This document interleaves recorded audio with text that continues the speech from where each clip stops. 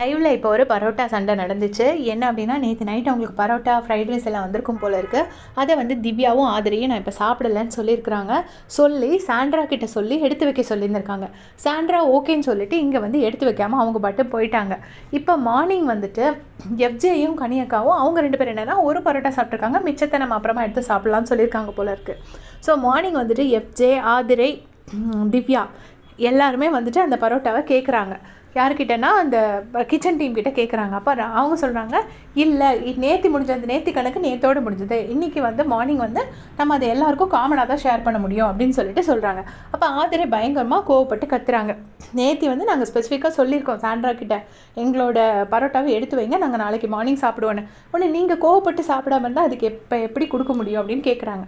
அதுக்கு வந்துட்டு ஆதிரை சொல்கிறாங்க, நாங்கள் அப்படி சாப்பிடாம இல்லை, அங்கே வந்து பூச்சியாக இருந்தது, எங்களுக்கு அங்கே வச்சு சாப்பிட முடியல, அதனால தான் நாளைக்கு மார்னிங் சாப்பிட்றோன்னு சொன்னோம் அப்படின்னு சொல்லிட்டு சொல்கிறாங்க. அப்போ ரம்யா சொல்கிறாங்க, அந்த கணக்கெல்லாம் பார்க்க முடியாது, நேற்று கணக்கு முடிஞ்சு போச்சு, உங்களுக்கு கொடுத்தா இப்போ எல்லாரும் திருப்பி திருப்பி ஒருத்தராக வருவாங்க, எல்லாருக்கும் கொடுக்க முடியாது, அதனால இன்றைக்கி வந்து அது காமன் ஷேர் தான் அப்படின்னு சொல்லிட்டு சொல்லிடுறாங்க.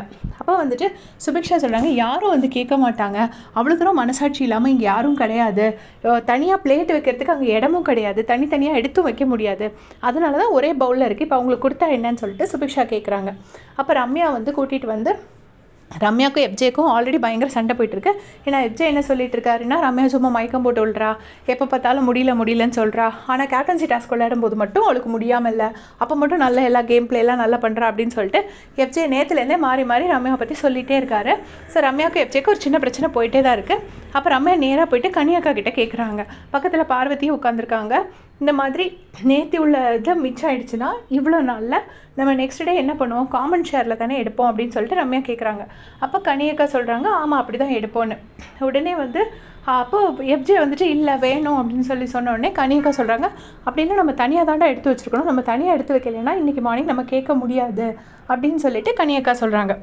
ரம்யாவை கூப்பிட்டு திவ்யா தனியாக என்ன சொல்கிறாங்கன்னா, சரி நல்ல விஷயம் நம்ம புதுசாக ஃபாலோ பண்ணுறதுனால தப்பு இல்லை, இப்போ நிறைய ஃபுட் இருக்குது, நீங்கள் எங்களோட ஷேரை கொடுத்துட்டு கூட மிச்சத்தை ப்ராப்பராக ஷேர் பண்ணி எல்லாருக்கும் கொடுக்கணுன்னா கொடுக்கலாம் அப்படின்னு சொல்லிட்டு ரம்யாட்ட சொல்கிறாங்க.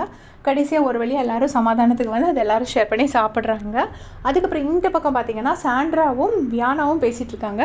அப்போ வியானா எத்தனை பேர் லைவ் பார்த்தீங்கன்னு தெரியல, ஒரு ½ அன் ஹவருக்கு மேலேயே அவர் நக்கிட்டே இருக்காங்க பிளேட்டை வச்சுட்டு.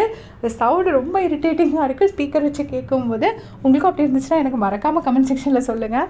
அப்போ வந்து உட்காந்து 2 பேரும் பேசுகிறாங்க. அப்போ சொல்கிறாங்க, நம்ம டீமில் எஃப்ஜே என்னடானா அவன் வந்து இன்ட்ரோவர்ட்டான், அவன் பேச மாட்டேன்னு ஒதுங்கிட்டான். சபரி என்னடானா ஒரு குகைக்குள்ளே போய் உட்காந்துக்கிட்டான். பிரஜன் அப்படி பார்த்தா ஒரு மேஜர் கேரக்டர், ரொம்ப நேர்மையான கேரக்டர், அவர் போய் நகையை திருடலையா, அப்போ எஃப்ஜேக்கும் சபரிக்கும் பண்ணா என்ன அப்படின்னு சொல்லிட்டு சாண்ட்ரா சொல்கிறாங்க.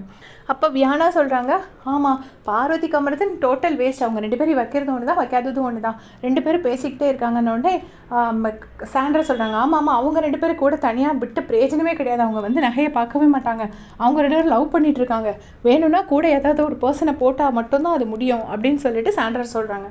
அப்போ எனக்கு என்ன டவுட்டுனா, இவங்கெல்லாம் நேற்று பார்வதி கமரதனை பெஸ்ட் பர்ஃபார்மராக சூஸ் பண்ணாங்களா இல்லையான்னு எனக்கு தெரியாது. இப்போ என்ன சொல்கிறாங்கன்னா, அவங்க 2 பேரும் எதையுமே பண்ணலை, வெறும் லவ் மட்டும் தான் பண்ணிகிட்டு இருந்தாங்க, அவங்கள போடுறது டோட்டல் வேஸ்ட் அப்படின்னு சொல்லிட்டு சொல்கிறாங்க. ஸோ அப்போ இதுவே ஒரு டைப் ஆஃப் குரூப்பிசம் தானே இவங்க பண்ணியிருக்காங்க, அதுதான் எனக்கு தெரியல. அப்போ வந்துட்டு வியானா சொல்கிறாங்க, நான் வந்து ஸ்பெசிஃபிக்காக சொல்லிட்டேன், அவங்க பக்கத்தில் நம்ம இப்படி பக்கத்தில் கிராஸ் ஆகி நடந்து போனால் கூட கமர்தினும் பார்வதி 2 பேரும் திரும்பி கூட நம்மளை பார்க்கல, ஜஸ்ட்டு கிராஸ் பண்ணி கூட பார்க்கல, அப்போ அவங்கள வச்சுட்டு ஈஸியாக நகையை திருடலான்னு நானும் சொன்னேன் அப்படின்னு சொல்லிட்டு இப்போ லைவில் சொல்லிட்டு இருக்காங்க. இதான் நடந்துட்டுருக்கு. உங்களுடைய கமெண்ட்ஸ்